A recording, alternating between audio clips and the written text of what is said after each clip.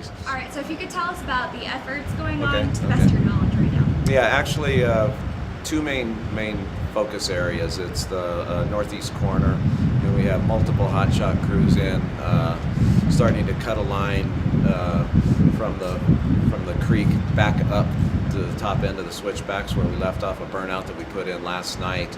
And that burnout looks great. It's that's going to provide a nice little anchor for that northeast corner. One success that we can talk about there is that we've done fuel treatments there to actually reduce the amount of vegetation. That enables us to get in there and get that fire done, put on the ground safely and quickly. So that actually bought us a lot of time and bought us a lot. The other area of interest is actually in Oak Creek Canyon proper, additional structure protection as the fire starts backing down towards the structures that are within Oak Creek Canyon. So that's the main areas of effort. In the future, we're looking at extending our burning operations on the northern portion to where we can actually start getting around the northwest corner of this fire as well. Is Kachina Village still looking like it's not going to be hit unless the wind shifts? If we get that line in and we're able to hold it, it's still not out of the woods yet, but it's looking a whole lot better than it did yesterday at this time.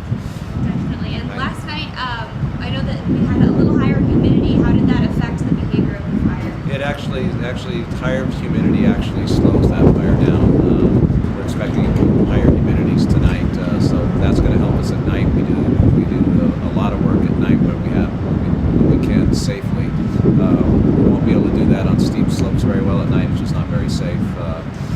But that's why they're making hay today during the daylight in that area today. Definitely. And what personnel do we have on the fire, to your knowledge, right now? Approximately 750 personnel. There's about 500 people engaged during the day shift today. We'll have another 150 or so engaged tonight's night shift, and then about 100 logistical folks to support them. And do we have air crews back up? Aircraft are running today. Multiple helicopter drops to actually cool the fire down so we can keep that fire in check, so our ground crews can actually do the work they need to get done. And so personally, how are you hoping that the outcome of this fire? Darn thing goes out. We can ask that one again. Hate to be flippant, but ask me that one again. Right. So what are your personal hopes for the outcome of this fire? Personally, we get through this fire without any injuries and no loss of structures.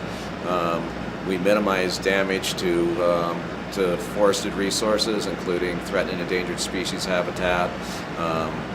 And basically get through this thing safely. That's a huge key.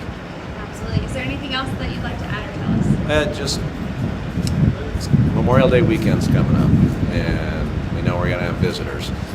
People need to be very, very careful in the woods. We have fire restrictions now. No fires. Don't even bring your matches. I mean, don't go out there don't start anything because it is so dry. One thing I saw today is a lot of our logs are actually burning to white ash, which means that there's no moisture in them. And that's unusual. That means it's a very dry fire season, and you can see the way this thing's burned. Can't afford to have any more fires around here, so please be careful if you're going to come visit us.